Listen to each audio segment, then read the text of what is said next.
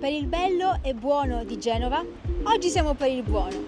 Siamo a San Pier d'Arena, all'Osteria Maria dal 1943. Venite con me.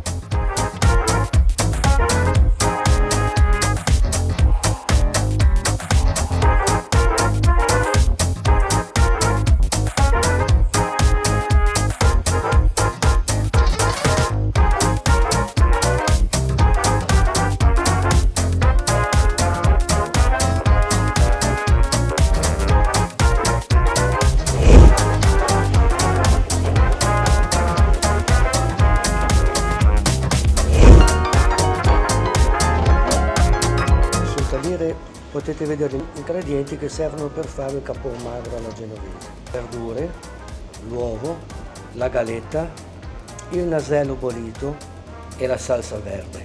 Ecco, questo qui è il mio habitat naturale, la cucina. Se volete vedermi felice, lasciatemi qui tutta la vita. Osteria da Maria, 1943. Poi la struttura del piatto si comincia con degli strati di nasello, verdure e salsa verde. Salsa verde fatta di prezzemolo, olio, acciughe. Dopodiché, per dare un decoro al piatto, si ci fa una toilettatura aggiungendo scampi, arselle, polpo e diciamo un po' tutto quello che si poteva recuperare dalla cucina di Natale del giorno prima. Perché il capon magro deriva da un piatto di recupero. A Natale si mangiava il capone, cosiddetto capon. Il giorno dopo, con quello che rimaneva dei pranzi di Natale, si faceva un capon magro, che era un piatto di recupero come i ravioli. La vecchia cucina genovese, non solo genovese ma italiana, si basa sempre sui piatti di recupero, che poi sono stati modificati, ci sono state delle aggiunte, però è sempre, diciamo, un ricorso alla cucina povera. Questo per me è vero. Olè, bellissimo. Complimenti, grazie mille. E adesso c'ho da fare, devo assaggiare questa prelibatezza tutta genovese.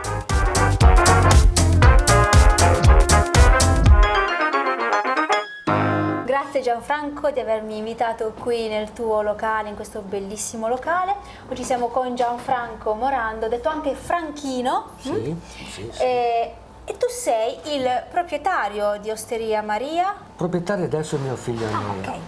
Io, per ragioni anche di età, sai, gli anni passano anche Certo. per me. Adesso mi accontento di dargli una mano in quello che posso, però adesso titolare e gestisce il locale mio figlio. Io le do qualche consiglio, sai, Certo. qui ci sono nato, mi dispiace anche andare. È del 1943 Sì, questo locale, guarda quindi è veramente questo qua. storico. Vedi, questo qua sono io. È Franchino! Che carino! Questo era mio nonno Baciccia Baciccia? e questa era mia nonna Maria che ha aperto il locale nel 1943 insieme a mio nonno che era in piena guerra. Quindi Maria è il nome della nonna. Della nonna. Poi è subentrato mia madre che era Rosetta, poi sono passato a me, quindi Andrea, questa è la quarta generazione. Di generazione in generazione quindi. Sì, insomma siamo sempre stati in trattoria, sempre avuto... È la vostra vita insomma, è brava. queste storiche mura direi, Sì, genovesi. Sì, adesso anche i soffitti, sai, se ci fai caso, poi di là ci sono i soffitti che sono originali. Quei soffitti lì sono stati fatti con i legni delle barche, perché qua, se tu passavi da quella porticina Ok. lì, c'era la spiaggia. Quindi qui questo Lì. era un locale sul mare. Sul mare, vedi, Ma passavi di lì e andavi a finire sul mare. Quando, siccome San Pier d'Arena aveva una spiaggia bellissima, San Pier d'Arena era una stazione balneare. Infatti ci sono diverse ville tra San Pier d'Arena e Cornigliano. Poi nel 1920, quando Mussolini ha pensato bene di fare l'Italia, farla diventare imperialista, Sì. fa la guerra d'Africa e pensa bene di fare il porto qua dove c'era la spiaggia. Giustamente, nel 20. quindi. Tant'è vero che le calate del porto ancora adesso sono Etiopia, Eritrea, Libia, Ponte Somalia. Quanta storia che mi stai raccontando, che bello! Sai, forse sono ormai tanti siamo anni. tanti anni che siamo qua, è che poi mi piace questa vita, non è che... E ti mantieni anche giovane, Sì. vorrei dire. Sì, sì, complimenti Franchino, Grazie, complimenti. grazie. E quindi in questa osteria si cucinano i piatti tipici Sì, genovesi. sì. Oggi ho imparato a cucinare il capon magro. Sì, esatto. Sicuramente prima Io era molto più assaggerò. semplice. Assaggio, vedrai che lo trovi molto buono. Assaggiamolo, dai. Tra l'altro è la prima volta che io mangio il capon magro. Ma sai, Andrea usa materie prime, materie di grossa qualità, Non è che Buonissimo. usa... Poi questa salsa verde. Mi È farebbe fantastica. piacere che qualche mattina, se ti capita di passare, vedere i pesci che arrivano. No, Vedi, verrò molto, molto più spesso da queste vedi, parti. stamattina per fare il capon magro ho dovuto pulire un nasello che era 4 kg. Ah, ecco qui il nasello che è pulito. E vedi i dentini, ma beccato, vedi? Era vivo, È quasi. vivo. Ma è E terribile. il capon magro mi hai spiegato prima che è un piatto di recupero. Certo, C'è proprio una storia di questo Sì. piatto, ce la vuoi raccontare? Certo, e sai, a Natale era tradizione mangiare il cappone, la gallina cappone, diciamo il pollo cappone, che poi è un polastro capponato. Sai. Ok. Adesso si fa in altra maniera, ma una volta proprio si capponava e si chiama cappone. A Natale si mangiava un cappone. O capon. Poi non era solo cappone, ma c'era anche pesce, antipasti. C'era un po' di poi tutto, verdure. tavolate natalizie di quelle che Sai, conosciamo noi. duravano mezza giornata, da mezzogiorno a mezzanotte. Sì. Poi quello che rimaneva il giorno dopo si doveva Recuperare in qualche modo. E allora con i pesci, le verdure, quello che c'era, si metteva su questo piatto che era un piatto leggero, Sì, economico. Perché è anche bello da vedere. È bello da proprio vedere. bello da ricco. vedere ed è gustosissimo. Sì, è buono. Questa è un po' la storia del capon magro. E che altri piatti tipici avete È tipici, lo sai, nell'osteria? l'osteria, il pesto prima di tutto perché Genova è sinonimo di pesto. Assolutamente. Assolutamente. Poi c'è le trippe, c'è lo stoccafisso comodò, a volte si fa, no a volte, spesso la borida con le seppie.